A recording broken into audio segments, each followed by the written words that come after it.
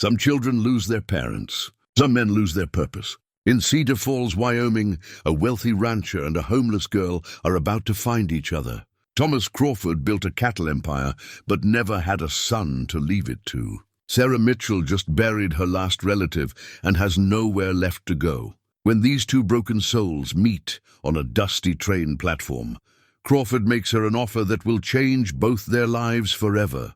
He needs an heir to his legacy. She needs a home and a future. But building a family from strangers isn't easy, especially when the harsh Wyoming winter tests everyone who dares to call this land home. What happens when a guarded teenager and a lonely old cowboy try to become the family neither of them ever had? Before we jump back in, tell us where you're tuning in from. And if this story touches you, make sure you're subscribed, because tomorrow I've saved something extra special for you. The train's whistle echoed across the empty platform as the last car disappeared around the bend, leaving behind nothing but dust and the acrid smell of coal smoke.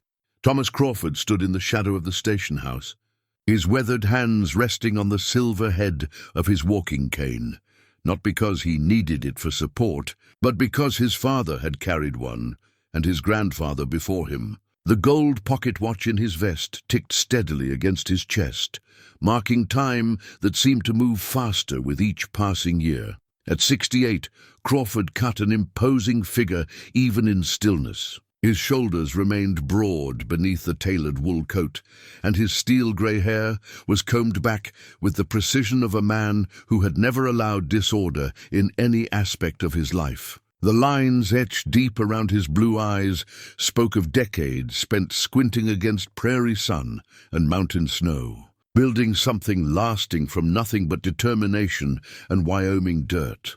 The girl, standing 20 feet away, clutched a battered leather suitcase that looked older than she was. Sarah Mitchell appeared small against the vast backdrop of rolling hills and endless sky, her brown hair escaping from a hastily tied ribbon, her simple dress wrinkled from the long journey. She couldn't have been more than 17, but something in her posture, the way she held her chin up despite the tremor in her hands, reminded Crawford of himself at that age, when the world had knocked him down and he'd had to choose between staying down or fighting back. Miss Mitchell. His voice carried the authority of a man accustomed to being heard across wind-swept pastures.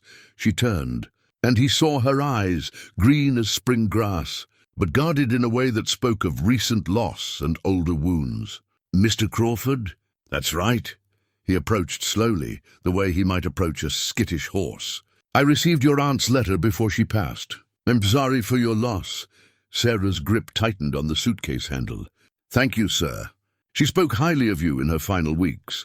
Crawford nodded, remembering Eleanor Mitchell from their brief correspondence. A schoolteacher who had devoted her life to other people's children, never having any of her own, except for this niece, who had arrived on her doorstep 5 years ago when her parents died in a carriage accident. Eleanor had written to him with a proposition that seemed impossible until he considered the alternative, watching everything he'd built crumble to dust because he had no one to leave it to. "The ranch is about an hour's ride from here," he said, gesturing toward the black surrey waiting beside the station. "We can talk on the way." The leather seats creaked as they settled in for the journey, and Crawford clicked his tongue to set the horses moving. The road wound through sagebrush and scattered pines, climbing gradually toward the foothills of the Wind River Range. Sarah sat rigidly beside him, her hands folded in her lap, her eyes taking in the vast expanse of land that stretched to the horizon in every direction. "Have you ever lived on a ranch before?" Crawford asked. "No, sir. Aunt Eleanor kept a small garden, but nothing like this." She gestured at the rolling pastures where black cattle dotted the landscape like scattered ink drops. "It's bigger than I imagined. 50,000 acres, Crawford said with quiet pride. "Took me 40 years to put it together piece by piece. Started with nothing but a broken-down homestead and a handful of cattle I bought with my last $20. They crested a hill, and Sarah drew in a sharp breath. Below them spread the Crawford Ranch headquarters, a collection of buildings that looked like a small town nestled in the valley. The main house stood 3 stories tall, built from local stone and timber, with wraparound porches and tall windows that caught the afternoon light. Barns, corrals, and outbuildings stretched in orderly rows, connected by well-maintained roads and fence lines that seemed to extend forever. "It's beautiful," Sarah said softly, and Crawford caught something in her voice, not just admiration, but a kind of longing that made his chest tighten. "Your aunt told me you're quick with numbers," he said, "that you helped her keep the books for the school." "Yes, sir. Mathematics has always come easily to me." "Good.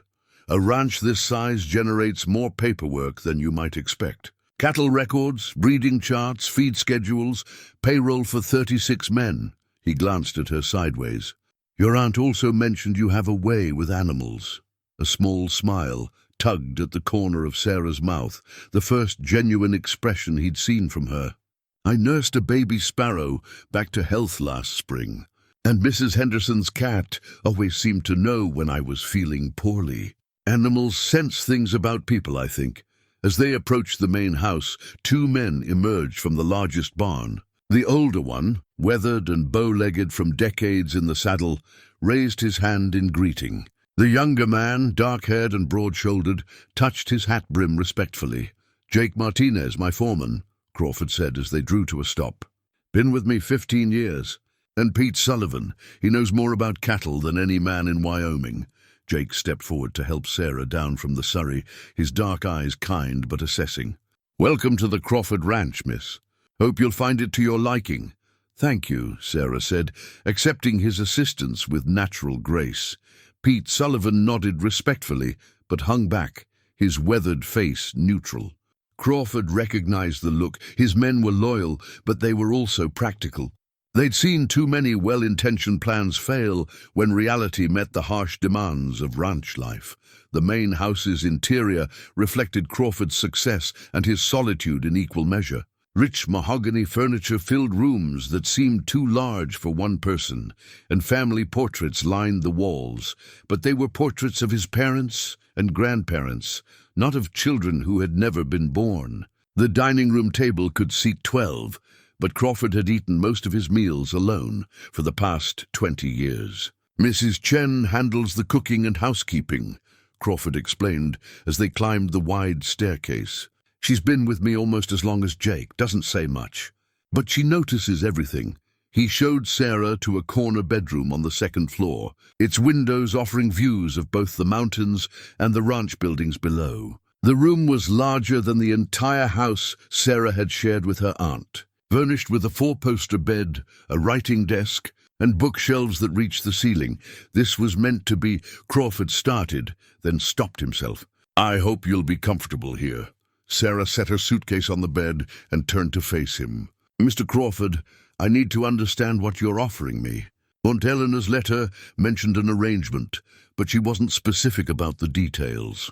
Crawford removed his hat and ran his fingers through his grey hair. It was the moment he'd been dreading, putting words to a hope that seemed ridiculous even to him. "I built this ranch to last beyond my lifetime," he said carefully. "But I never married, never had children of my own. When I'm gone, everything I've worked for will either go to the state or be divided among distant relatives who've never set foot in Wyoming." He moved to the window, looking out at the land that had defined his life. "Your aunt suggested that you might be willing to learn what it takes to run this place, to become the heir I never had." Sarah was quiet for a long moment, her green eyes studying his face. "And in return, a home, an education in ranch management, business, and everything else you'd need to know. And eventually, when I'm gone, ownership of all of it." He gestured toward the window. "But it wouldn't be charity, Miss Mitchell. You'd work for every acre, every head of cattle, every dollar. This land doesn't forgive weakness or half measures. What if I fail? What if I decide this isn't the life I want?" Crawford appreciated her directness. "Then you'll have learned valuable skills and saved enough money to make your own way in the world. I'm not asking you to sign your life away. I'm asking you to give it a try." Sarah walked to the window and stood beside him, both of them looking out at the sprawling ranch below.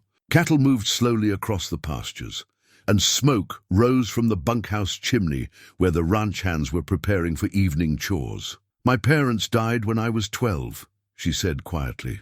"A wagon accident on a muddy road after spring rains. Aunt Eleanor took me in, but she never let me forget that I was a burden she'd accepted out of Christian duty." She paused, her hands clasped behind her back. "I learned early that nothing in this world is permanent, Mr. Crawford. People leave whether they want to or not." "That's true," Crawford agreed. "But some things last longer than others. This ranch has been here for 40 years, and it'll be here for 40 more if it's cared for properly. And you think I could learn to care for it properly?" Crawford studied her profile, the determined set of her jaw, the intelligence in her eyes, the way she seemed to be measuring the weight of his offer against her own capabilities. "I think you have the backbone for it," he said. "The question is whether you have the heart." That evening, they sat down to dinner in the vast dining room, Crawford at the head of the table, Sarah to his right, with Mrs. Chen's excellent roast beef and vegetables between them. The silence stretched uncomfortably until Crawford cleared his throat. "Tell me about your education. Aunt Eleanor taught me herself. Literature, mathematics, history, some French and Latin. She believed that knowledge was the only inheritance that couldn't be stolen or lost. Wise woman. Can you ride?" Sarah's cheeks colored slightly. "I've been on a horse exactly 3 times in my life. The last time I fell off. We'll remedy that. What about handling money? I kept Aunt Eleanor's household accounts and helped with the school's finances. She said I had a head for figures." Crawford nodded approvingly. Over the course of the meal, he learned that Sarah could sew, cook simple meals, tend a garden, and had read every book in her aunt's considerable library. She was curious about the ranch's operations, asking intelligent questions about cattle breeding, seasonal routines, and the challenges of managing such a large enterprise. "The winters here are harder than anything you've experienced," he warned. "Snow can pile 6 feet deep, and the temperature drops below 0 for weeks at a time. We lose cattle every winter no matter how careful we are. How do you prevent the losses?" "You don't prevent them. You minimize them. Move the herds to sheltered valleys before the worst storms hit. Keep extra feed stored in multiple locations. Have emergency supplies ready for when the ranch gets cut off from town." He paused, studying her face. "It's not romantic, Miss Mitchell.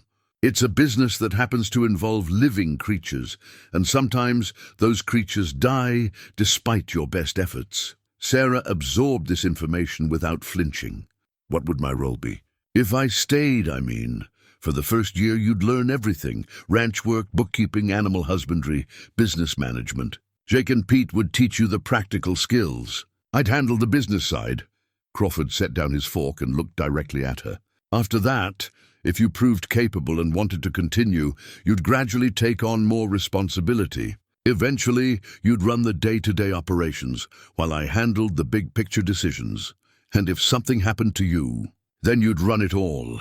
The weight of that possibility settled between them like a physical presence. Sarah pushed food around her plate, clearly struggling with the magnitude of what he was proposing. "I need some time to think," she said finally.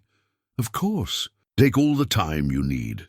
But as Crawford watched her retreat to her room that night, he found himself hoping she wouldn't need very long. For the first time in years, the house didn't feel quite so empty, and he was surprised by how much that mattered to him.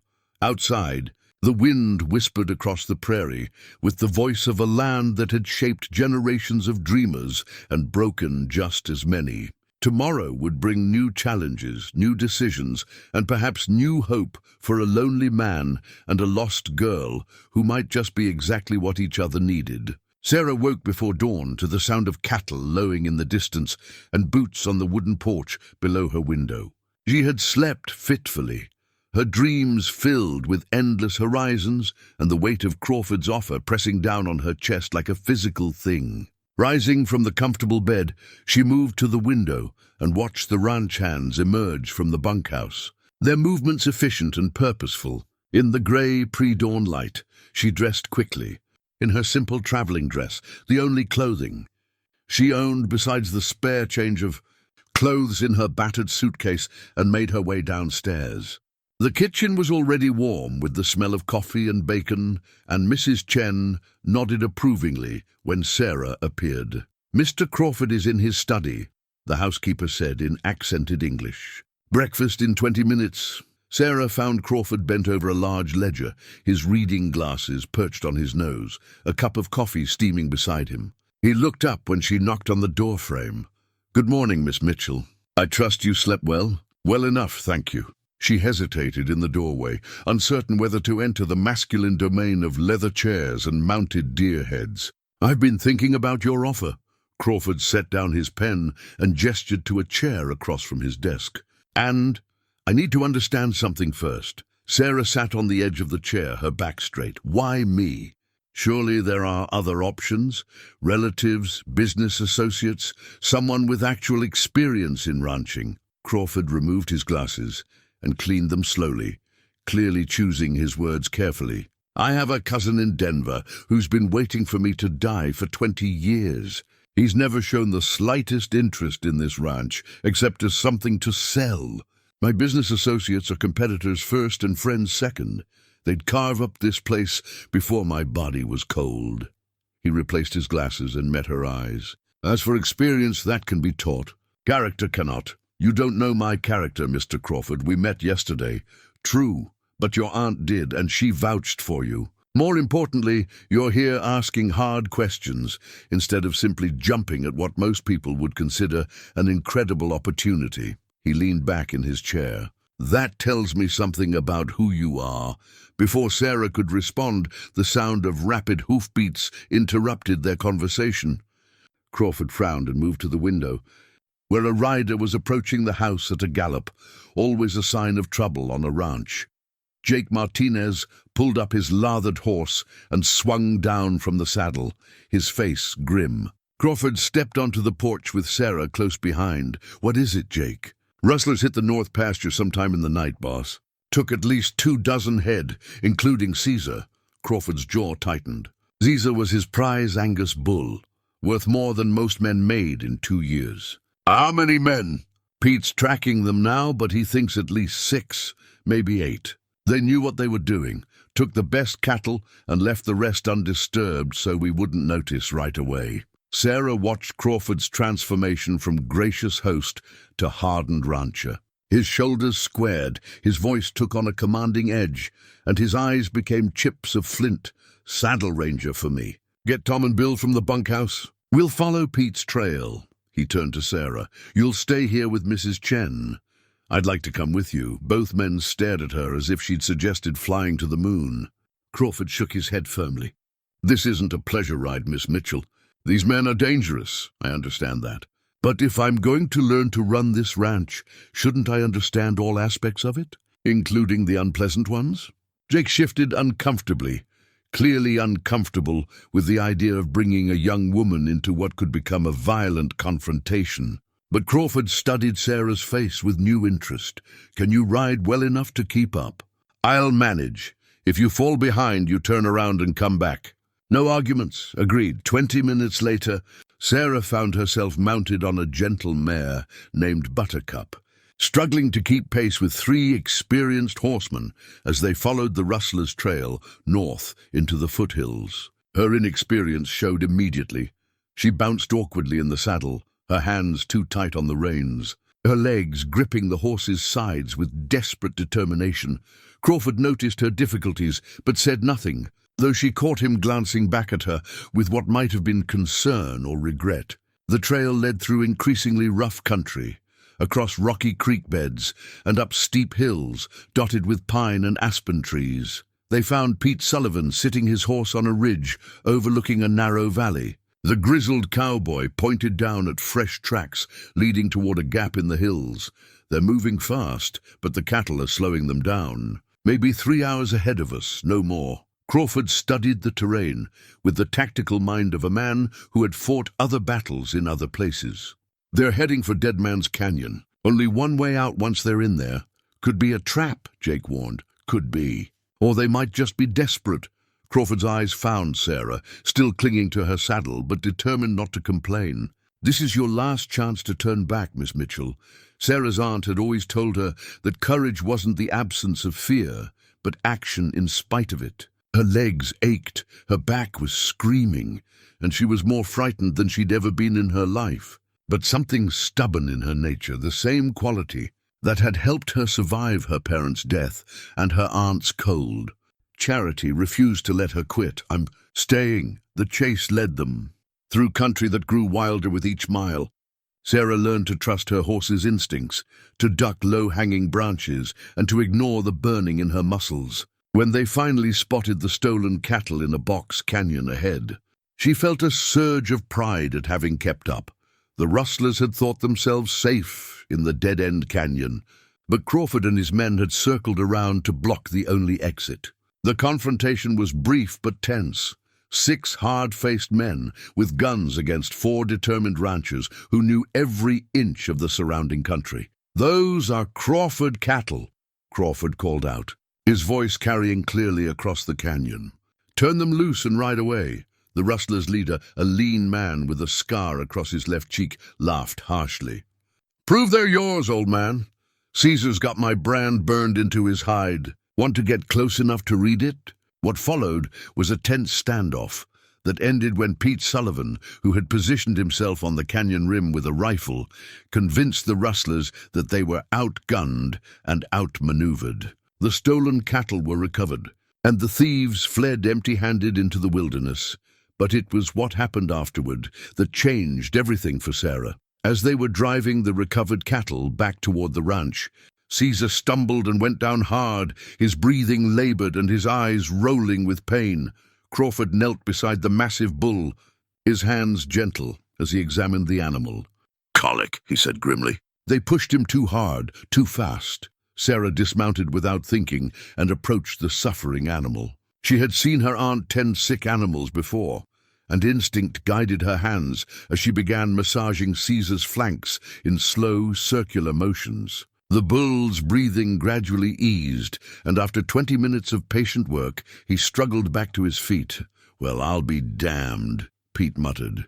"Never seen anyone calm a colicky bull like that." Crawford looked at Sarah with new respect. "Where did you learn to do that?"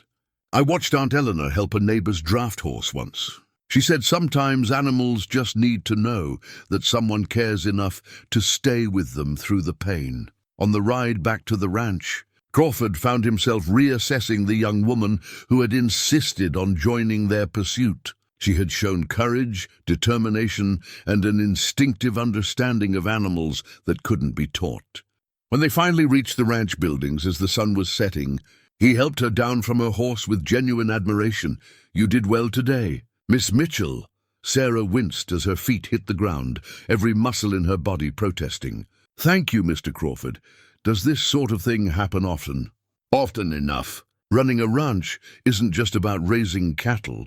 It's about protecting what you've built from people who'd rather steal than work." That evening, as they sat down to another dinner in the echoing dining room, Crawford poured himself a glass of whiskey and studied Sarah's face in the lamplight. She was exhausted but proud, her eyes bright with the satisfaction of having proven herself capable of more than either of them had expected. "I've made my decision," she said quietly. Crawford set down his glass carefully. "And I'd like to accept your offer. For 1 year, as you suggested. At the end of that time, we can both decide if this arrangement is working." Crawford felt something tight in his chest loosen for the first time in years. "Welcome to the Crawford Ranch, Miss Mitchell. I think you're going to fit in just fine." Outside, the wind carried the scent of sage and the distant sound of cattle settling for the night. It was the smell and sound of home, something Sarah had been searching for her entire life without knowing it. The leather-bound ledger felt heavy in Sarah's hands as she sat across from Crawford in his study. The morning sun streaming through tall windows and illuminating pages filled with decades of meticulous record-keeping. Each entry told a story: cattle purchased, sold or lost to harsh winters, feed costs that fluctuated with drought and abundance, payroll records for men whose names had become familiar to her over the past 2 weeks. "Every decision on this ranch starts with these numbers," Crawford explained, his finger tracing down a column of figures. "How many head of cattle can the land support? When do we breed for spring calves versus fall calves? How much hay do we need to store for winter feeding? Sarah leaned forward, her mind working to absorb the complexity of managing 50,000 acres and 3,000 head of cattle. The profit margins seem smaller than I expected. Ranching isn't about getting rich quick. It's about building something that lasts. Crawford turned to a page marked with water rights documentation. See this? We've been fighting the Hendersons over access to Willow Creek for 15 years. Water is more valuable than gold out here. The weight of responsibility pressed down on Sarah as she realized how much she didn't know. Every morning brought new lessons that made her acutely aware of her inexperience. Yesterday, she had mistaken a healthy bull's territorial behavior for illness and nearly caused a stampede. The day before, she had suggested moving cattle to a pasture that Pete Sullivan politely informed her would be underwater when the spring snow melted. But Crawford remained patient, answering her endless questions with the measured calm of a man who understood that knowledge came slowly and mistakes were part of learning. When she fumbled with the complex breeding charts that tracked bloodlines going back 5 generations, he sat beside her and explained the careful selection process that had built the ranch's reputation for quality cattle. "Your aunt was right about your head for figures," he said, watching her calculate feed costs per head with quick accuracy. "But numbers are just tools. The art is in knowing when the numbers don't tell the whole story." The physical demands of ranch life tested Sarah's determination daily. Her soft hands developed calluses from handling rope and reins. Her legs ached from hours in the saddle as Jake Martinez patiently taught her to ride with confidence rather than desperation. She learned to read the sky for weather signs, to recognize the subtle differences between content cattle and stressed ones, and to perform a dozen tasks that seemed simple until she tried them herself. On a crisp October morning, Jake led her to the training corral where a young gelding named Thunder waited, his dark coat gleaming in the sunlight. Sarah had progressed from the gentle Buttercup to increasingly spirited horses, but Thunder represented a new challenge. "He's got some Mustang blood in him," Jake explained, adjusting the stirrups for her shorter legs. "Nothing mean about him, but he likes to test his riders. Keep your seat, keep your head, and don't let him think he's in charge." Sarah mounted carefully, feeling Thunder's muscles tense beneath her. For the first few minutes the horse behaved perfectly, responding to her commands with polite obedience. Then, without warning, he broke into a sudden gallop toward the fence line.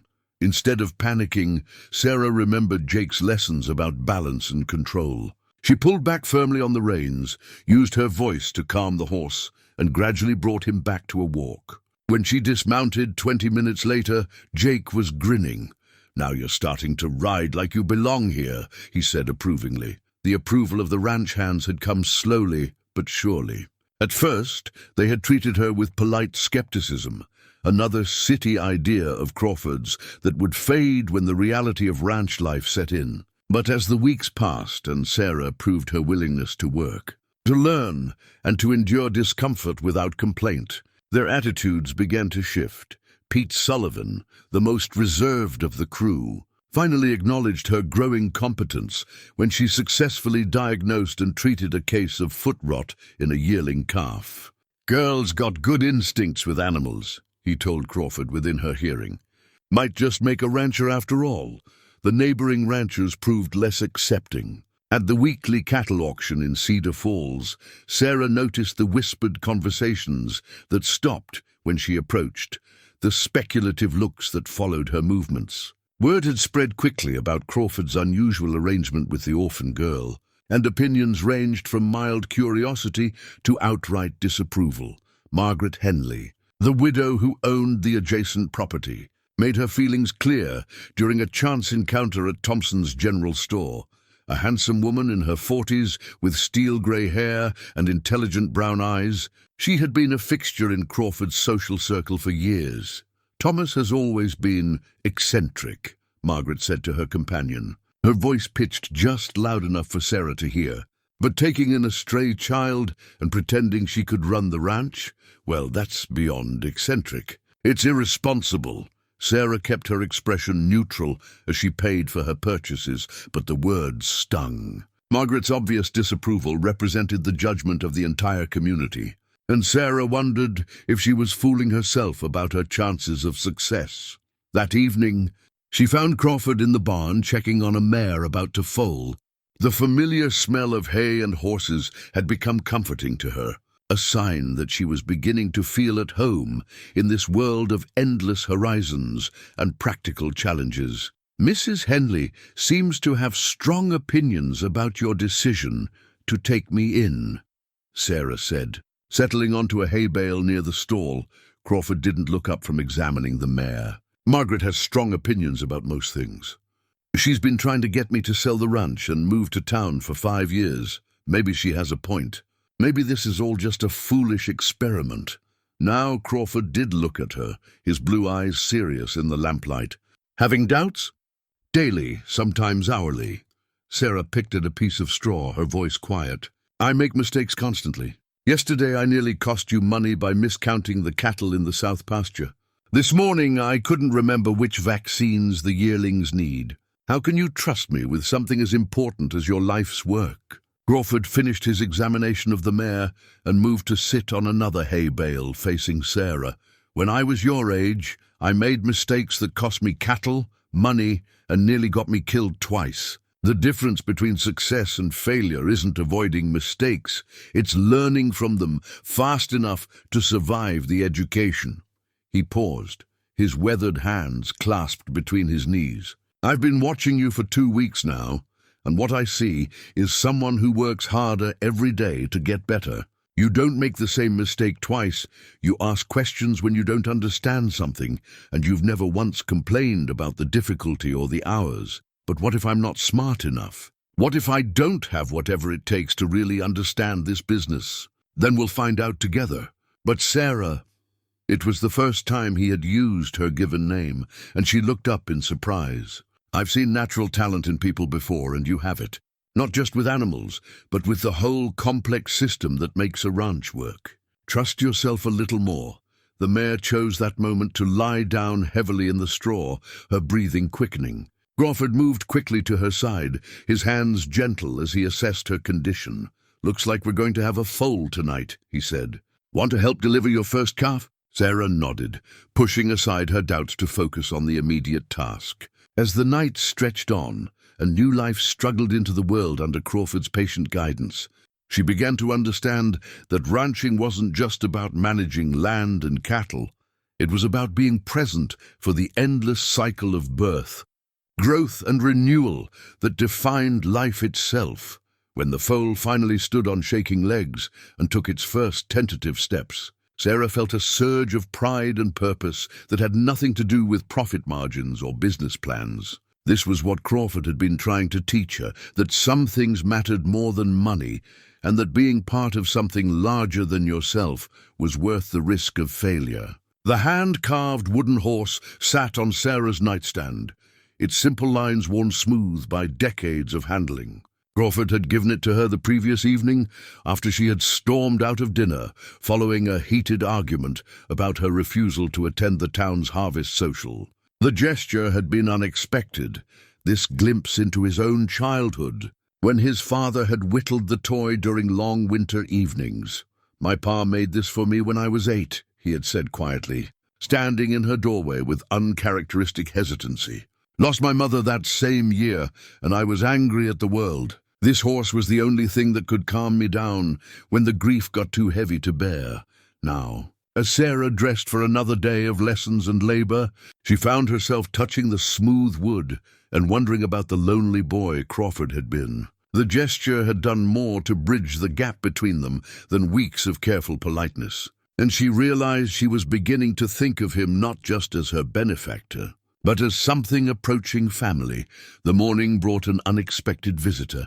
Sarah was in the corral practicing her roping technique when an elegant carriage pulled up to the main house. Margaret Henley stepped down with graceful precision, her burgundy traveling dress immaculate despite the dust of the road. Even from a distance, Sarah could see the woman's calculating assessment of the ranch's operation. Crawford emerged from the barn to greet his guest, and Sarah watched their interaction with growing unease. Margaret's smile was warm, Her hand lingered on Crawford's arm longer than strictly necessary, and her laugh carried the musical quality of a woman accustomed to charming men.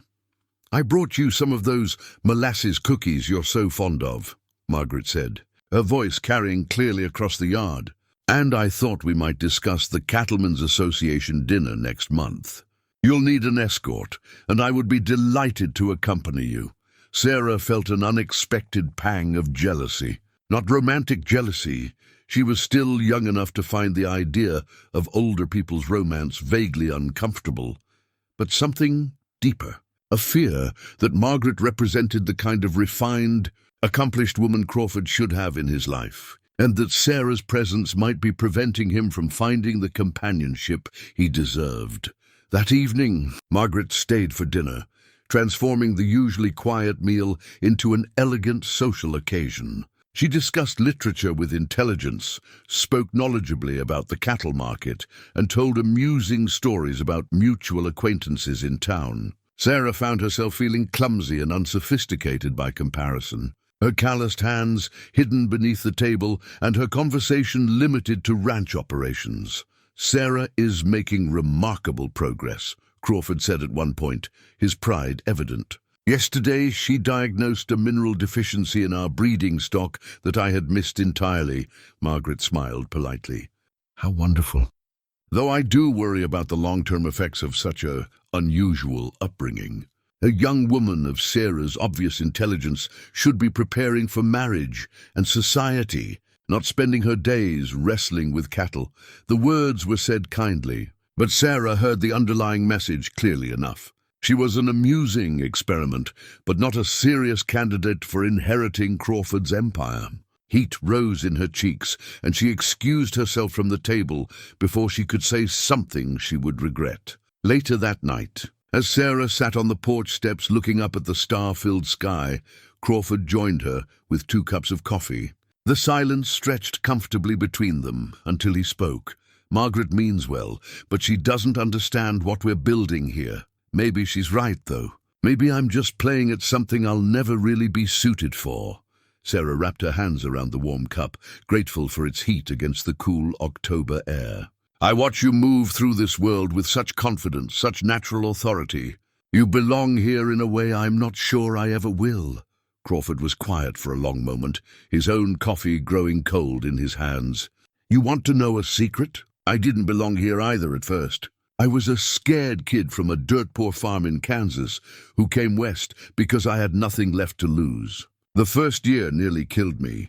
I lost half my cattle to a bad winter, got cheated by cattle buyers, and made every mistake you could possibly make. But you survived it. I survived it because I didn't have any other choice. You do have choices, Sarah, and that makes your decision to stay here mean something different." He turned to look at her, his expression serious in the moonlight. "Margaret sees ranching as a business, a way to make money and gain social standing. She doesn't understand that this land gets into your blood, becomes part of who you are." Sarah felt a flutter of something that might have been hope. "Do you think it's getting into my blood? I think you're starting to understand that taking care of this place isn't just about profit and loss. It's about being a steward for something that will outlast both of us." Crawford stood up, his joints creaking slightly. "Give it time. The land will tell you if you belong here." The next morning brought the first serious test of Sarah's growing confidence. Jake had assigned her to help move a herd of yearlings from the summer pasture to winter quarters, closer to the ranch buildings. It should have been routine, but one of the young bulls had other ideas. The animal broke away from the herd and headed for a patch of boggy ground near Willow Creek. Sarah spurred her horse after him, remembering Jake's lessons about cutting off escape routes and using the horse's natural herding instincts. But the bull was larger and more determined than she had anticipated. What followed was a dangerous game of cat and mouse through willows and mud, with Sarah struggling to control her increasingly agitated horse while trying to turn the stubborn bull back toward the herd. When her horse finally slipped on the muddy bank and went down, throwing her hard into the creek, she emerged soaked, bruised, and furious, but she didn't give up. Catching her horse and remounting despite her soggy clothes and aching ribs, Sarah circled wide around the bull and managed to drive him back to the herd through sheer persistence and growing skill. Pete Sullivan, who had been watching from a distance, rode up with something approaching respect in his weathered face. "That was some fancy riding, miss. Bull could have hurt you bad if you'd lost your nerve." "I wasn't going to let him win," Sarah said, wringing water from her hair. "No, I can see that. You're starting to think like a rancher instead of just acting like one." That evening, as Sarah soaked her bruises in a hot bath and reflected on the day's events, she realized something had shifted inside her. The wooden horse on her nightstand caught the lamplight, and she thought about the scared boy Crawford had been and the determined man he had become. Maybe belonging wasn't something you were born with. Maybe it was something you earned one muddy creek and stubborn bull at a time. And maybe, just maybe, she was finally beginning to earn her place in this harsh and beautiful world that was slowly becoming home. Sarah's hands trembled as she held the yellowed military discharge papers, the official seal of the United States Army sharp against the faded ink. She had been dusting Crawford's study when the documents fell from behind a framed photograph of his parents, and now she sat frozen in his leather chair, reading words that transformed her understanding of the man who had become her guardian. Sergeant First Class Thomas J. Crawford, 2nd Infantry Division, awarded the Bronze Star for valor in action against enemy forces during the Korean conflict. The dry military language couldn't disguise the significance of what she was reading. Crawford had been a soldier, had seen combat, had earned recognition for courage under fire. Find something interesting? Sarah jumped at the sound of his voice. Crawford stood in the doorway, his expression unreadable as he took in the scene, the fallen photograph, the scattered papers, and Sarah's guilty face. "I'm sorry," she said quickly, rising from his chair. "I was just dusting and these fell out. I didn't mean to pry." Crawford entered the study and carefully gathered the papers, his movements deliberate and controlled. "I suppose you were bound to find out eventually. This house keeps few secrets for long. You were in Korea. It wasn't a question. 3 years. Left as a farm boy from Kansas. Came back as something different." He replaced the documents in their envelope and set them on his desk. "Not something I talk about much." Sarah studied his face, seeing him with new eyes. The way he assessed situations quickly, the quiet authority that commanded instant respect from his men, the careful way he planned every ranch operation, it all made sense now. "Why didn't you tell me?" Crawford moved to the window that overlooked the ranch yard, his hands clasped behind his back. "Because it's not who I am anymore. That was a long time ago, and this," he gestured toward the vista of rolling pastures, "this is what matters now." But Sarah wasn't satisfied with that answer. "What happened over there? What did you do?" For a long moment, she thought he wouldn't answer. Then Crawford turned from the window, and she saw something in his eyes she had never noticed before, a depth of experience that spoke of hard choices and harder consequences. "I learned that leadership means making decisions when there are no good options. I learned that protecting the people under your command sometimes requires you to do things you'll spend the rest of your life trying to forget." His voice was quiet, but steady. "And I learned that coming home doesn't mean the war is over. It just changes location." The revelation cast their entire relationship in a new light. Sarah began to understand why Crawford had chosen to build his empire in the isolation of Wyoming, why he seemed most comfortable when he was working with his hands rather than talking, and why he had recognized something in her that others might have missed. "Is that why you never married? Never had a family?" Crawford's laugh held no humor. "I tried once. Met a school teacher in Cheyenne about 10 years after I got back. Sweet girl named Ellen, who thought she could fix whatever was broken in me." He paused, his fingers absently straightening papers on his desk. "Took her 6 months to realize that some things can't be fixed, only managed. She married a banker and moved to Denver. The November weather turned harsh early that year, with snow falling in thick curtains and temperatures dropping below zero for days at a time. Sarah learned to read the subtle signs that preceded the worst storms, the way the cattle gathered in sheltered valleys, the restless behavior of the horses, the particular quality of stillness that preceded the wind. It was during one of these storms that disaster struck. A section of fence line failed under the weight of wind and snow, allowing nearly 200 head of cattle to wander into the high country where they would freeze to death before morning. Crawford took the news with grim resignation, but Sarah saw the worry in his eyes as he calculated the financial impact of such a loss. "We'll need every available man," he told Jake as they prepared to ride into the storm. "Sarah, you stay here with Mrs. Chen. I'm coming with you." Sarah was already pulling on her heaviest coat, her jaw set with determination. "This isn't like the Rustler incident. We could be out there for hours in sub-zero temperatures. It's too dangerous. Those cattle represent thousands of dollars and months of work. You need every hand you can get." She met his eyes steadily. "And I'm not a child anymore, Mr. Crawford. I know the risks." What followed was the most grueling night of Sarah's life. They rode through driving snow and howling wind, using ropes to stay connected when visibility dropped to mere feet. Her face went numb despite the wool scarf wrapped around it, and her hands ached inside thick gloves as she held the reins with desperate determination. But it was Crawford who found himself in real danger when his horse stepped into a hidden creek bed and threw him onto the ice. The sound of his cry carried over the wind, and Sarah was the first to reach him, finding him conscious but unable to put weight on his left leg.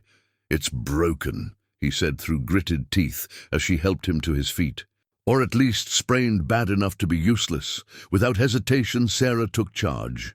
She helped Crawford onto her horse, whistled for the other riders, and organized the search for the missing cattle with the calm efficiency she had learned from watching him manage crisis after crisis. When they finally returned to the ranch near dawn, they had recovered all but 12 head, a remarkable success given the conditions.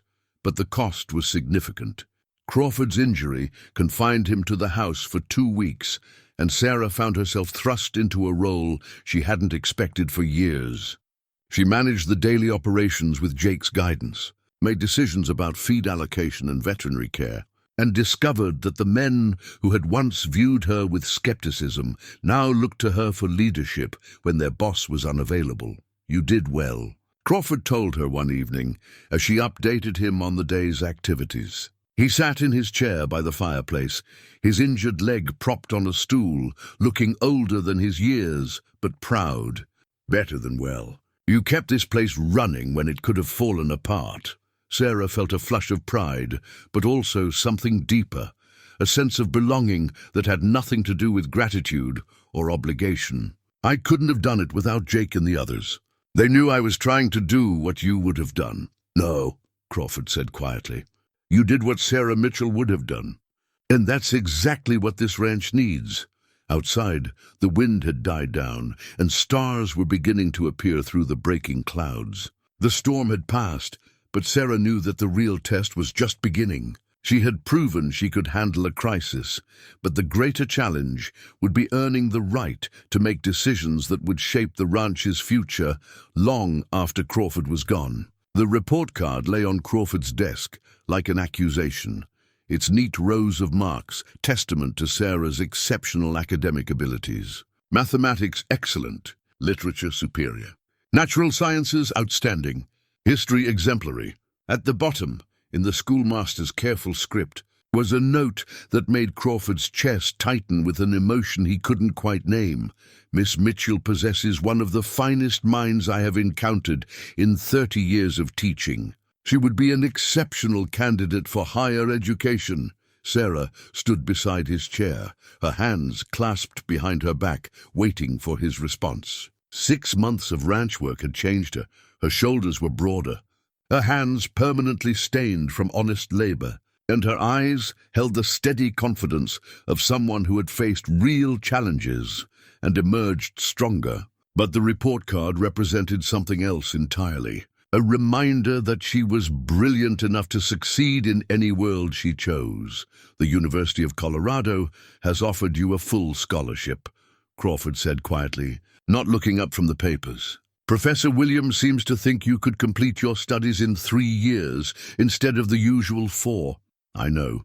mathematics and natural sciences, with the possibility of continuing to veterinary school. Crawford finally raised his eyes to meet hers. It's an extraordinary opportunity. Sarah, most young women your age would jump at the chance. Most young women my age aren't learning to run a 50,000-acre ranch. Sarah's voice was steady, but Crawford caught the uncertainty beneath her calm exterior. Are you trying to get rid of me, Mr. Crawford? The question hit him like a physical blow. No, God, no.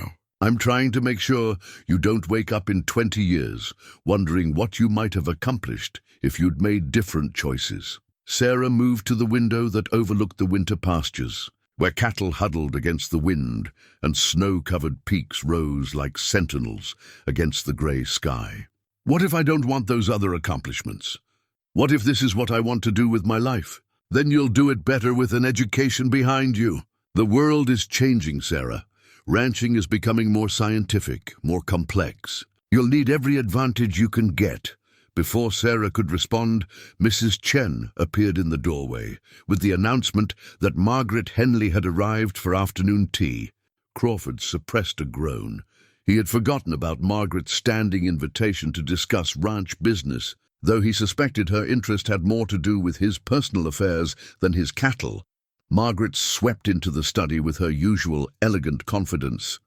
Her fur-trimmed coat, a stark contrast to Sarah's practical wool dress. She greeted Crawford with a warm smile and acknowledged Sarah with polite coolness. I hope I'm not interrupting anything important, Margaret said, settling into the chair across from Crawford's desk.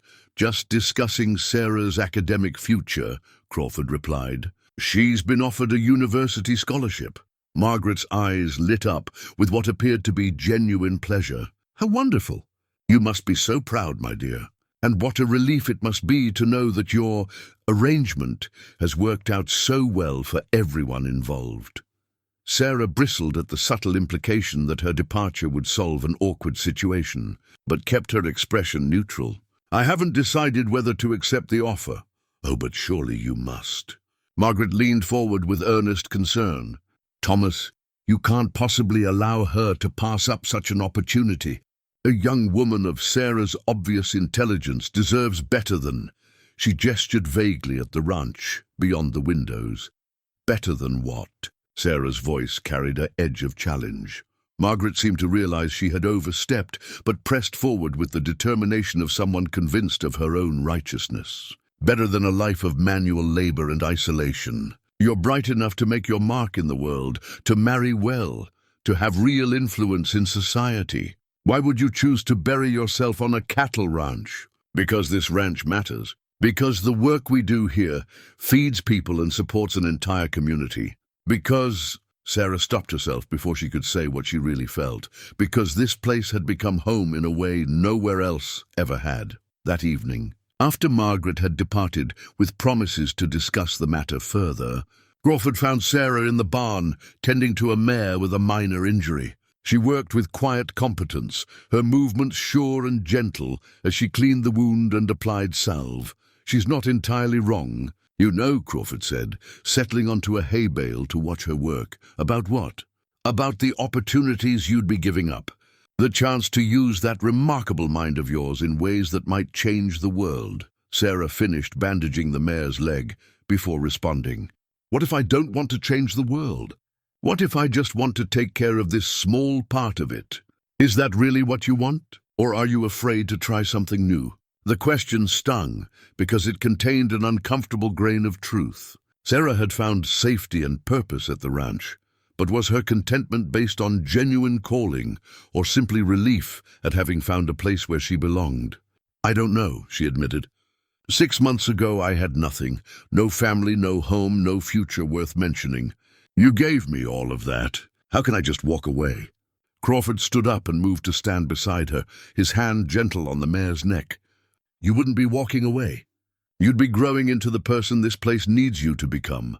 And what if I leave and discover I can't come back? What if 3 years of university life make me too sophisticated for ranch work? What if you find someone else to take my place? The vulnerability in her voice broke his heart. Crawford turned to face her fully, his weathered hands gentle on her shoulders. Sarah, listen to me carefully. This ranch will be here when you get back, and so will I, God willing. But more importantly, the person you are now, the strength, the intelligence, the natural instinct for this work, that's not going anywhere. Education will only make those qualities stronger. Over the following days, Sarah found herself torn between competing visions of her future. She imagined herself in lecture halls and laboratories, surrounded by books and ideas, using her mind in ways she had never explored. But she also thought about spring roundups and winter storms, about the satisfaction of successful carving seasons, and the pride in Crawford's eyes when she solved a complex problem. The decision was complicated by the growing tension in town. Word of her scholarship offer had spread, and opinions were divided. Some viewed it as proof that Crawford's experiment had succeeded beyond anyone's expectations. Others saw it as confirmation that she had never really belonged on the ranch in the first place. Girls got ideas above her station, she overheard one rancher say at the general store. Crawford filled her head with nonsense about inheriting his place. But now that real opportunities come along, she'll run off to the city like they all do. The words stung. But they also strengthened Sarah's resolve to make the decision on her own terms, based on what she truly wanted, rather than what others expected. As she stood in the ranch office that night, looking at financial reports and breeding charts that had become as familiar as her own handwriting, she realized that her choice would define not just her future, but her understanding of who she really was. Outside, snow began to fall again, and Sarah wondered if she was strong enough to leave the only real home she had ever known, even temporarily, or if some bonds were too precious to risk. The manila envelope arrived on a Tuesday morning in March, delivered by a man in an expensive suit who introduced himself as Raymond Fitzgerald, private investigator from Denver. Sarah watched from the kitchen window as Crawford accepted the package with the same grim expression she had seen him wear before difficult conversations about drought, disease, or death.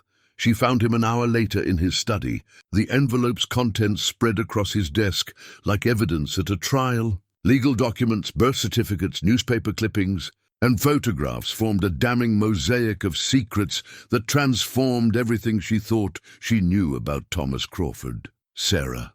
His voice was hoarse, aged by the weight of what he had learned. "We need to talk." She approached the desk slowly, her eyes taking in the papers that would reshape her world. At the center of it all was a birth certificate dated 1952, bearing Crawford's signature as father to a child named Michael James Crawford, born to one Rebecca Morrison in Denver. "Colorado, you have a son!" The words fell from her lips like stones into still water. Crawford's hands shook as he reached for the investigator's report. "Had a son. Had and gave up, which amounts to the same thing in the eyes of the law." He looked up at her with eyes full of pain and regret. "He's 33 years old now, a successful attorney in Denver, and according to Mr. Fitzgerald, he's very interested in claiming his inheritance." Sarah felt the world tilt beneath her feet. All the careful planning, all the hopes and dreams they had built together, all the talk of legacy and belonging, it had been built on a lie. She wasn't Crawford's chosen heir. She was his consolation prize, a substitute for the real child he had abandoned decades ago. "Tell me what happened," she managed. Sinking into the chair across from his desk, Crawford's story emerged in fragments, each revelation more devastating than the last. He had been 25, fresh out of the army, and trying to build his ranch from nothing. Rebecca had been a waitress in a Denver diner, kind and pretty and willing to believe his promises of a future together. When she told him she was pregnant, his reaction had been panic rather than joy. "I was barely making enough to keep myself alive," Crawford said, his voice hollow with remembered shame. "The ranch was failing. I had creditors threatening to take everything, and I couldn't see how I could provide for a wife and child." He paused, his weathered hands clenched into fists. "So I ran. Gave her some money, signed papers, giving up all parental rights, and told myself it was the noble thing to do." "And you never tried to contact him? Never wondered what became of your son?" "Every day for 33 years. But I convinced myself that he was better off without me, that Rebecca would find a good man who could give them both the life they deserved. Crawford's voice cracked slightly. Turns out she never remarried. Raised Michael alone, working 2 jobs to put him through law school. Sarah stared at the photograph of Michael Crawford, a lean, sharp-featured man with his father's eyes and a confident smile that suggested he was unaccustomed to losing. He looked successful, sophisticated, everything she was not. What does he want? What he's legally entitled to. Half of everything I've built at minimum. Possibly all of it, depending on how a judge views our arrangement. The word hit Sarah like a slap. Arrangement. As if the past 8 months of blood, sweat and growing love had been nothing more than a temporary convenience. I see. Sarah stood up slowly, her legs unsteady beneath her. I suppose this solves the university problem, doesn't it? Now I can leave for school knowing there's nothing left for me here. Sarah, no. You don't understand. I understand perfectly.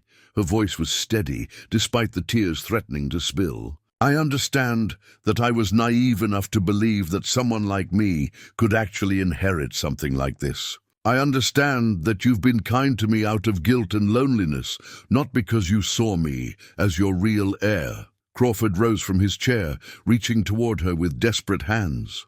That's not true. You've earned your place here. You've proven yourself 100 times over. Blood doesn't make family, choice does, and I chose you. But the law sees it differently, doesn't it? Sarah backed toward the door, her heart breaking with each word. Your son has legal rights that I'll never have. And why shouldn't he? He's your flesh and blood. I'm just an orphan who got lucky enough to catch your attention for a little while. Sarah, please. But she was already gone, fleeing the study and the house, and the dreams that had sustained her through the hardest months of her life. She ran until her lungs burned and her legs gave out, finally collapsing beside Willow Creek, where she had once helped Crawford deliver a difficult calf on a cold spring morning. The water rushed past, indifferent to her pain, and Sarah allowed herself to cry for the first time since her aunt's funeral. She cried for the father she had never known and the mother who had died too young. She cried for the aunt who had seen her as a duty rather than a daughter. And she cried for Thomas Crawford, the man who had given her hope and purpose, and the cruel gift of belonging to something that was never really hers. Michael Crawford arrived 2 days later, driving up to the ranch in a gleaming black automobile that looked as out of place as evening wear at a barn dance. Sarah watched from her bedroom window as he emerged from the car with the confident stride of a man who expected the world to accommodate his wishes. He was handsome in a polished, urban way, his dark suit impeccably tailored and his shoes clearly expensive. When Crawford came out to greet him, the family resemblance was unmistakable. The same strong jaw, the same intelligent eyes, the same way of holding their shoulders that spoke of innate authority. But where Crawford's authority came from years of hard-won experience, Michael's seemed to derive from education and privilege. Even from a distance, Sarah could see the way he assessed the ranch buildings and landscape with the calculating gaze of someone determining their value. The confrontation, when it came, was swift and brutal. Sarah sat at the top of the stairs, listening to voices raised in anger and decades of pain in the parlor below.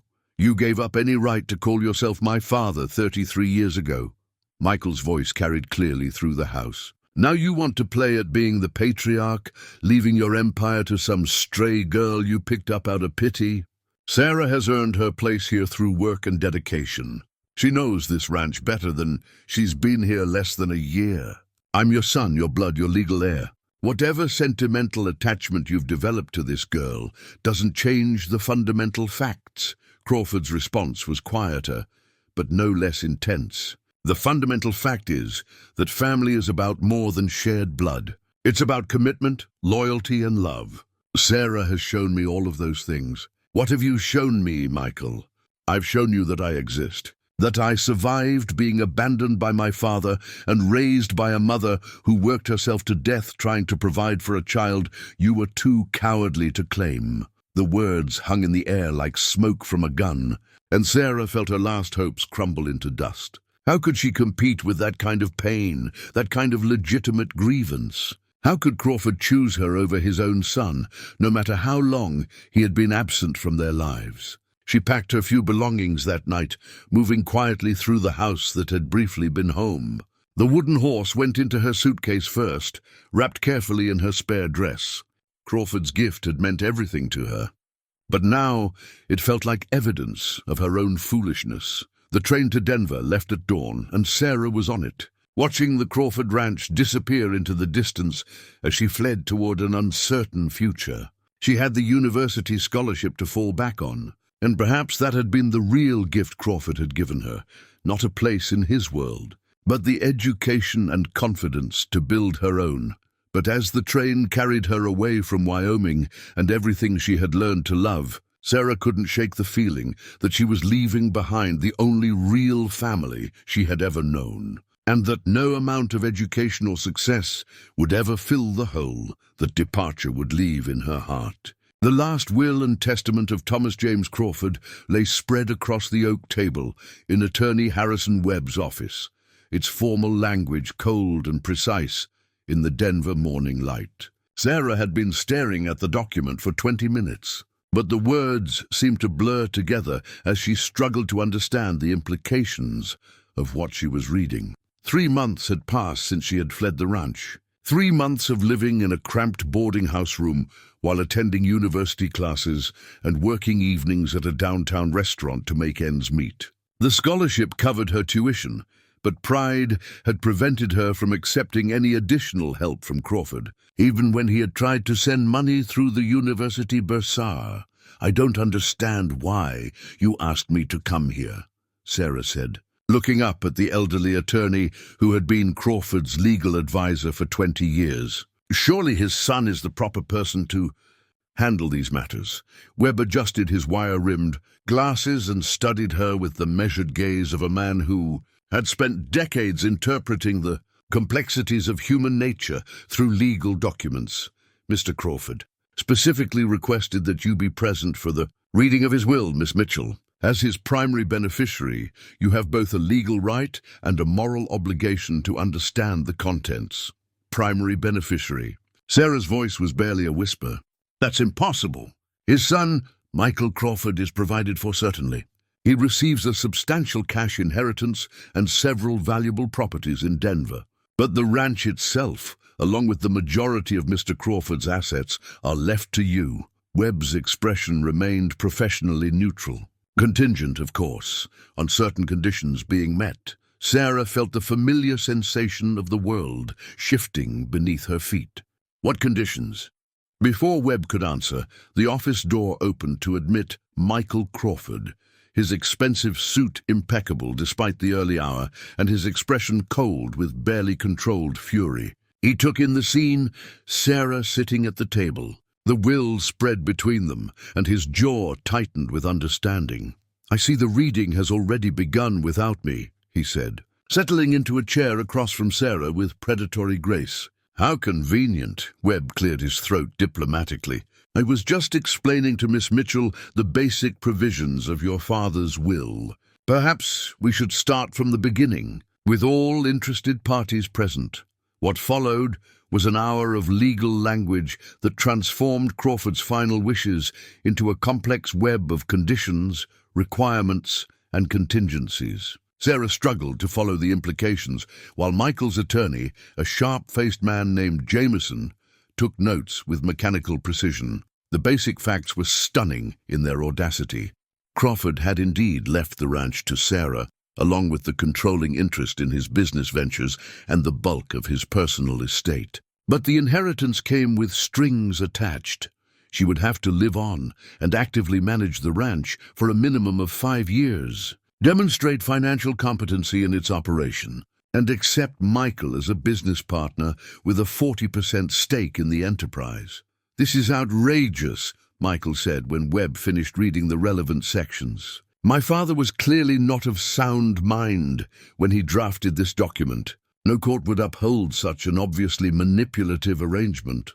"On the contrary," Webb replied calmly, "I can testify that Mr. Crawford was entirely lucid when he dictated these terms. He specifically anticipated legal challenges and took steps to ensure the will's validity. The attorney turned to Sarah. The question now is whether you're willing to accept the conditions of inheritance. Sarah stared at the document, her mind reeling. Crawford had given her everything she had dreamed of, but at a price that seemed almost impossible to pay. How could she return to the ranch knowing that Michael would be watching her every move, waiting for her to fail? How could she work alongside someone who viewed her presence as an insult to his father's memory? "I need time to consider this," she said finally. "Of course, but I should mention that Mr. Crawford left a personal letter for you, to be delivered only if you seemed inclined to accept the inheritance." Webb produced a sealed envelope from his desk drawer, Crawford's distinctive handwriting marking her name across the front. Sarah accepted the letter with trembling hands, but didn't open it immediately. Michael's presence felt oppressive, his cold assessment of her every gesture a reminder of how out of place she was in this world of legal maneuvering and family politics. "If I may," Jameson interjected smoothly, "my client would like to propose an alternative arrangement. Miss Mitchell could accept a generous cash settlement in lieu of the ranch inheritance, allowing the property to pass to its rightful heir without the complications of a forced partnership." The offer was tempting enough. Money to complete her education and start a comfortable life without the crushing responsibility of managing a ranch she might not be qualified to run. But something in Michael's confident expression made her hesitate. He was so certain she would take the easy path, so convinced that she lacked the courage to fight for what Crawford had wanted to give her. "I'll give you my answer tomorrow," Sarah said, rising from her chair, "after I've had time to read Mr. Crawford's letter and consider all the implications."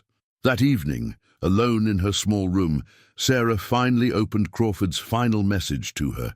The letter was written in his careful script, each word chosen with the precision she remembered from their business discussions. "My dear Sarah, if you are reading this, it means I am gone and you are facing the most difficult decision of your young life. I know what Michael must have said to you, and I know how his sudden appearance must have shaken your confidence in your place at the ranch. I also know that leaving was the only choice that seemed to preserve your dignity in an impossible situation. But I need you to understand something that I failed to make clear while I was alive. You were never my second choice. From the moment I saw you standing on that train platform with nowhere to go and everything to prove, I recognized something in you that I had been searching for my entire adult life. Not just competence or intelligence, though you have both in abundance, but the kind of character that builds lasting things rather than simply inheriting them. Michael is my son, and I love him despite the mistakes I made in his childhood. But love and suitability are different things. He sees the ranch as an asset to be managed or sold, while you understand it as a living thing that requires devotion and sacrifice. The choice between you was never really a choice at all.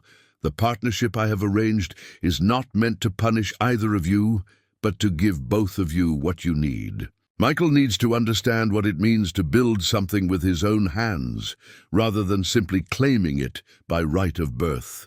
And you need to know that your place at the ranch is secure, not because of my sentiment, but because of your own earned authority.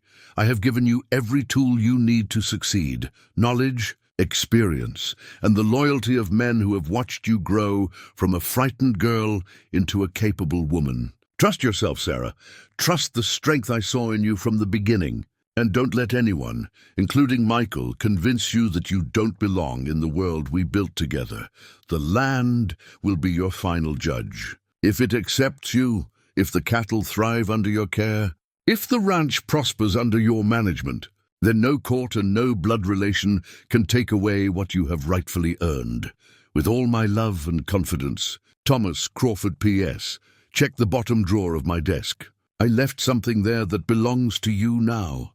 Sarah read the letter 3 times, each reading strengthening her resolve. Crawford had known exactly what doubts would plague her, exactly what arguments Michael would use to undermine her confidence. But more than that, He had given her the framework for understanding that this wasn't about charity or sentiment, it was about competence and character. Qualities that couldn't be inherited, but had to be demonstrated. The next morning, she returned to Webb's office with her decision. Michael was already there, his posture confident as if he anticipated her surrender. His attorney had prepared papers for the cash settlement, neat legal documents that would solve everyone's problems with minimal fuss. "I've decided to accept the inheritance," Sarah announced without preamble. "All of it, including the partnership arrangement with Mr. Crawford." Michael's composure cracked slightly.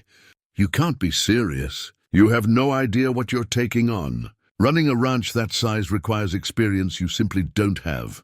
Then I suppose I'll have to learn, won't I?" Sarah met his gaze steadily.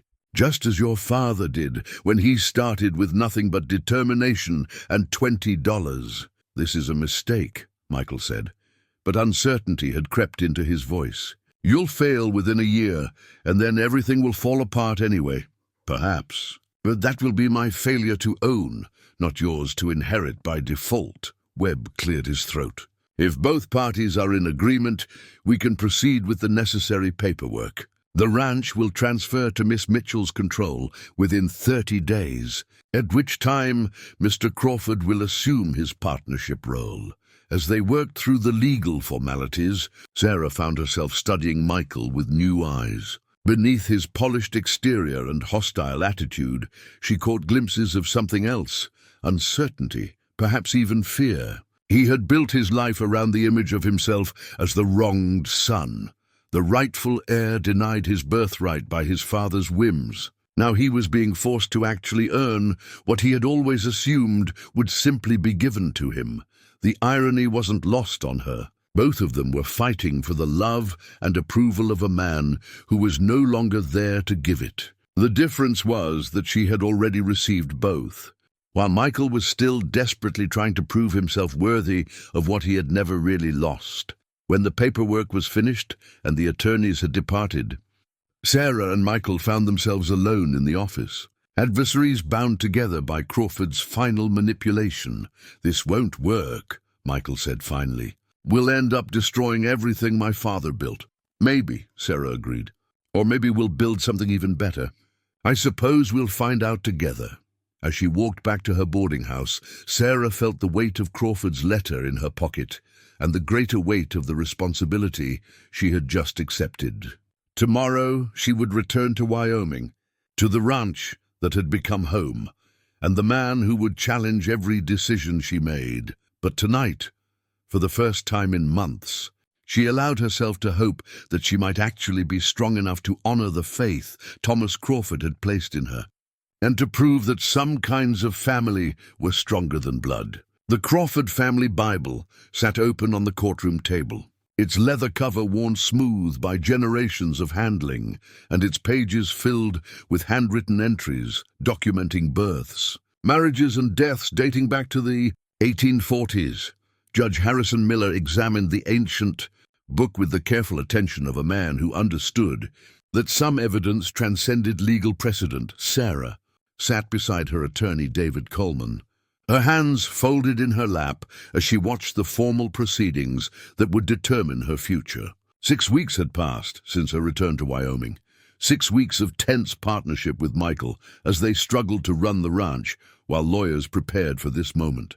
The courtroom was packed with local ranchers, townspeople, and curious observers who had come to witness the resolution of the most talked-about inheritance dispute in Wyoming's history. Michael's attorney, the sharp-faced Jameson, stood before the judge with a thick folder of legal precedents and documented cases supporting his client's claim to the ranch. His argument was methodical and compelling.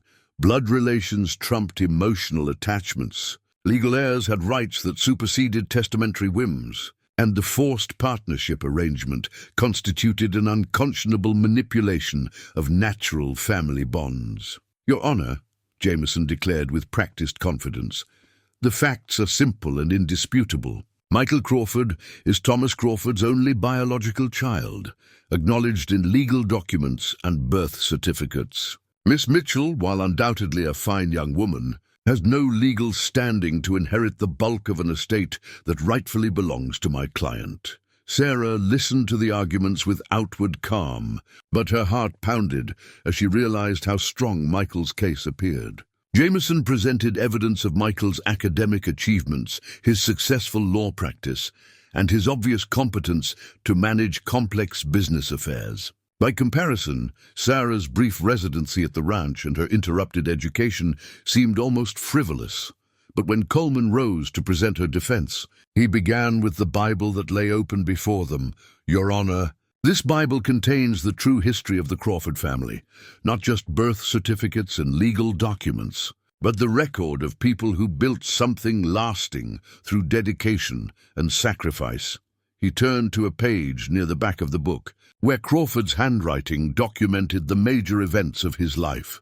Thomas Crawford wrote about many things in these pages, but there is one entry that speaks directly to the matter before us today.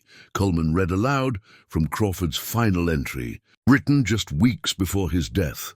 "Sarah Mitchell has become the daughter I never had and the heir I always hoped to find. She has earned her place at this ranch, not through accident of birth, but through courage, competence, and genuine love for the land that has defined my life. If family is about more than shared blood, and I believe it is, then Sarah is my true heir in every sense that matters." The words carried weight in the hushed courtroom, but Jameson was quick to object. "Your Honor, personal sentiment cannot override legal precedent. Mr. Crawford's feelings about Miss Mitchell, however touching, do not constitute grounds for disinheriting his biological son." Judge Miller nodded thoughtfully. "Mr. Coleman, can you provide evidence that Miss Mitchell is qualified to manage an enterprise of this magnitude? The court must consider not only the deceased's wishes, but also the practical implications of this inheritance." What followed was the most important testimony of Sarah's life. Jake Martinez took the stand first, his weathered face serious as he described her transformation from frightened girl to competent ranch manager. His words carried the authority of a man who had worked cattle for 30 years and knew talent when he saw it. "She's got the instincts for this work. Your Honor, knows when cattle are getting sick before anyone else notices. Handled our worst winter storm like she'd been doing it her whole life. The boys respect her, and that's not something you can fake." Pete Sullivan followed with similar testimony, his laconic style more powerful for its obvious sincerity. "Girl saved our best bull from colic, organized a successful roundup after Mr. Crawford got hurt, and kept the ranch running smooth when it could have fallen apart. Don't reckon blood matters much when you've got that kind of backbone." But it was Margaret Henley's testimony that surprised everyone in the courtroom. Sarah had expected hostility, or at best, polite neutrality from the woman who had once viewed her as an obstacle to her own romantic aspirations. Instead, Margaret took the stand with quiet dignity and spoke with obvious reluctance but unflinching honesty. "I opposed Thomas's arrangement with Sarah from the beginning," Margaret admitted, her voice carrying clearly through the courtroom. "I thought it was the foolish whim of a lonely old man. But I've watched her these past months, seen how she's handled the pressure and responsibility, and I've come to understand something that took me far too long to recognize." She paused, her eyes finding Sarah's across the courtroom. "Thomas didn't choose Sarah because he was sentimental. He chose her because she was exactly what the ranch needed, someone who would love it, not for what it could give her, but for what she could give it." The unexpected endorsement sent murmurs through the courtroom, and Sarah saw Michael's confident expression waver for the first time since the proceedings began. The letter Crawford had written to Sarah but never sent lay unfolded in Judge Miller's hands, its intimate words somehow more powerful for having remained private until this moment. Coleman had found it in the bottom drawer of Crawford's desk, exactly where the old rancher had promised it would be, and now its contents were being read aloud to a courtroom full of strangers. "I find myself thinking about legacy tonight, not the kind measured in acres or cattle, but the kind that lives in the character of those who come after us. Sarah has shown me that the best inheritance isn't property or money, but the knowledge that someone will care for what you've built with the same devotion you brought to building it.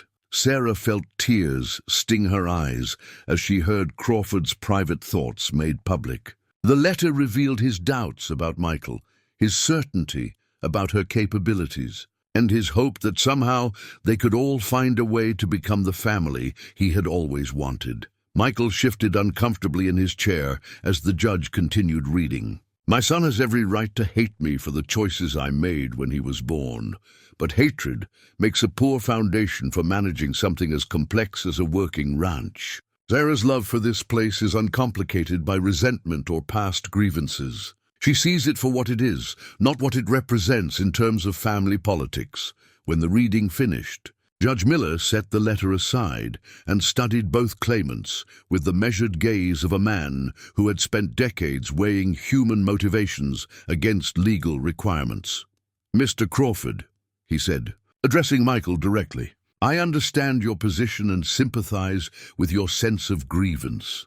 But I must ask, what is your specific plan for managing the ranch if the inheritance is awarded to you? Michael rose with careful dignity, his lawyer's training evident in his composed response. Your Honor, I would implement modern business practices to maximize profitability. The ranch could be partially subdivided for development, with the remaining acreage managed by professional services. The inefficiencies of the current operation. Inefficiencies, Sarah interrupted, rising to her feet despite Coleman's restraining hand. Your Honor, may I respond? Judge Miller nodded, and Sarah felt the weight of the courtroom's attention as she faced Michael directly for the first time since the proceedings began.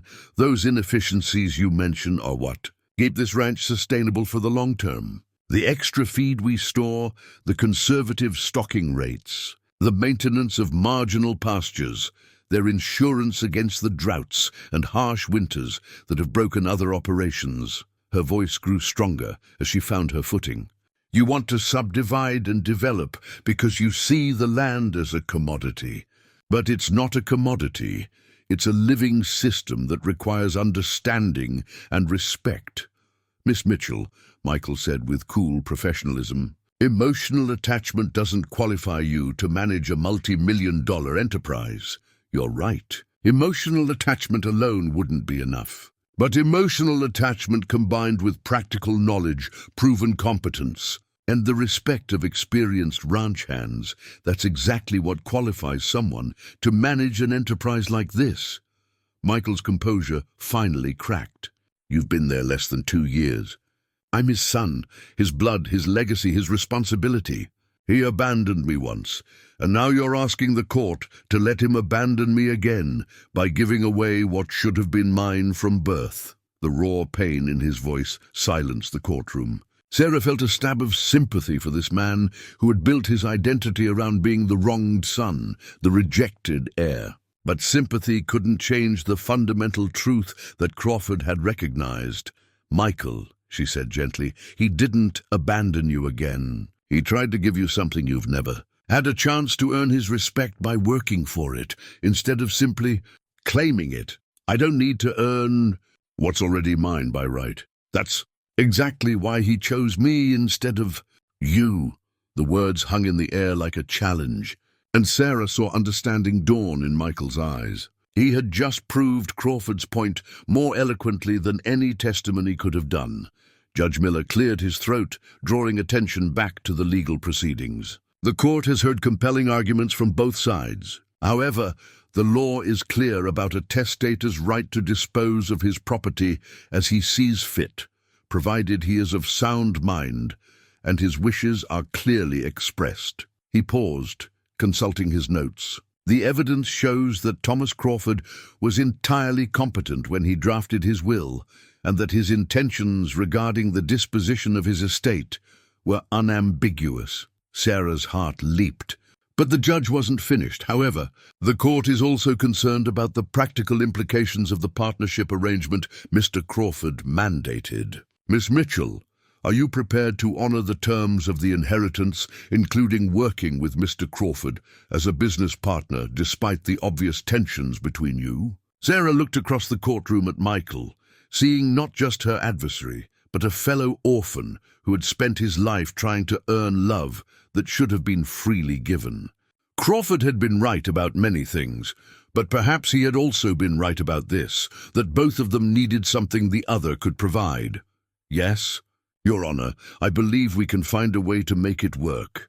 Michael met her gaze, his expression unreadable. The next few moments would determine not just the fate of the ranch, but whether two strangers bound by circumstance could find a way to honor the complicated legacy of the man who had shaped both their lives. The new ranch sign gleamed in the morning sunlight, its fresh paint spelling out Crawford Mitchell Ranch in bold letters that could be seen from the main road. Sarah stood beside it with a mixture of pride and apprehension, still adjusting to the reality that her name now belonged on something permanent. 6 months had passed since Judge Miller's ruling. 6 months of learning to work with Michael Crawford as her unlikely partner. The judge's decision had been carefully crafted to honor both the letter and spirit of Crawford's will. Sarah inherited controlling interest in the ranch and its operations, while Michael received his partnership stake along with the responsibility to earn his place rather than simply claim it. The arrangement had satisfied no one completely, which Judge Miller had noted was probably a sign that it was fair. Michael approached from the direction of the main house, his appearance transformed by months of ranch work. The expensive suits had given way to practical denim and worn boots, and his soft lawyer's hands now bore the calluses of someone who actually worked for a living. The change went deeper than appearance.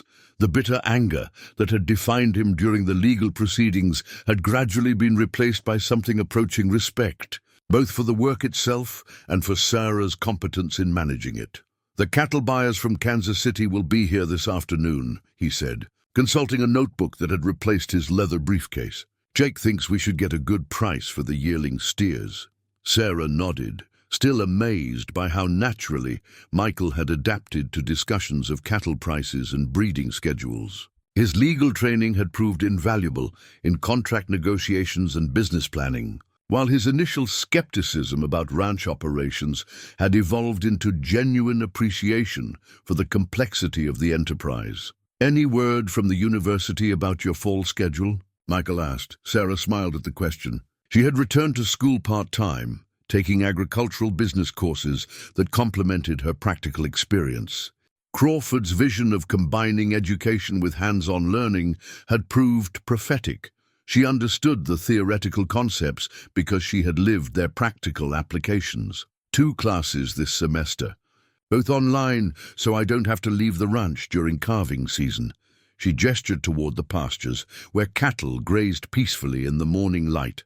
"Professor Martinez says my thesis on sustainable grazing practices could be published if I expand it into a full paper." The irony wasn't lost on either of them that they had found their respective purposes through the very arrangement they had both initially resented. Michael had discovered satisfaction in building something with his own hands. While Sarah had found the confidence to pursue intellectual challenges she might never have attempted without Crawford's encouragement. Mrs. Chen appeared on the porch of the main house, waving them toward breakfast. The elderly housekeeper had been skeptical of the partnership arrangement at first, but she had gradually warmed to Michael as he proved his willingness to work and learn. Her approval carried weight with the ranch hands, who had initially viewed him with suspicion, but now accepted him as a legitimate part of the operation. Over breakfast, they reviewed the day's schedule with Jake Martinez, who had been promoted to general manager when Sarah took full control of the ranch. The transition had been smooth, partly because Crawford had chosen his people well and partly because Sarah had learned to delegate authority while maintaining ultimate responsibility. "Pete wants to start moving the breeding stock to the south. Pastures next week," Jake reported. "The grass is coming in good after that rain we got last month. What do you think, Michael?" Sarah asked. She had made it a point to include him in operational decisions, both because his perspective was often valuable and because Crawford's will require genuine partnership rather than token consultation. Michael considered the question with the seriousness he brought to all ranch matters. The financial projections support it. We're ahead of budget on feed costs, so we can afford to optimize grazing rotation. It was a typical exchange, Sarah focusing on the practical aspects while Michael analyzed the business implications. Their different backgrounds had created a partnership that was stronger than either could have achieved alone. Exactly as Crawford had probably intended.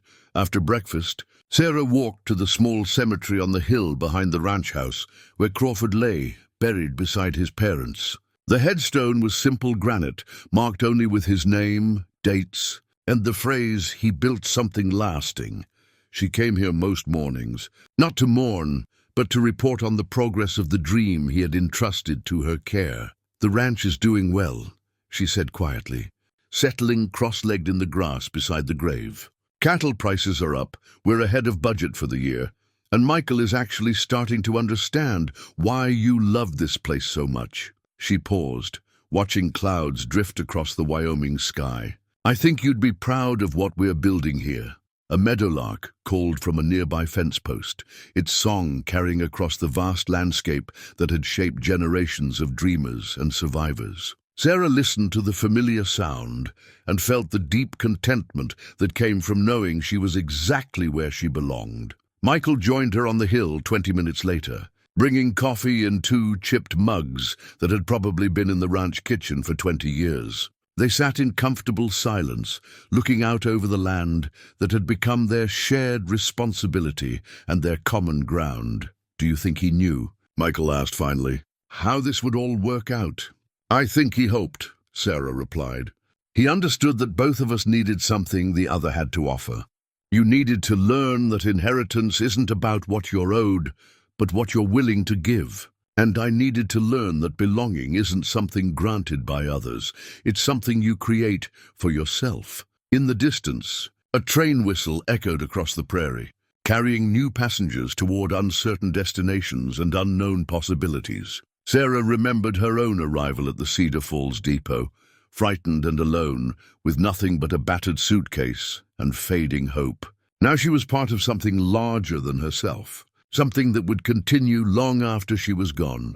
The wooden horse Crawford had given her still sat on her nightstand, a reminder of the scared boy he had been and the determined man he had become. But it was no longer just a symbol of his journey. It had become a representation of her own transformation from lost orphan to confident inheritor of a legacy built on love, work, and the understanding that some bonds are stronger than blood. As the sun climbed higher and the day's work beckoned, Sarah and Michael walked back toward the ranch buildings, partners in an enterprise that honored the past while building toward a future neither could have imagined alone. Behind them, the meadowlark continued its song, and the endless Wyoming wind carried the promise of seasons yet to come.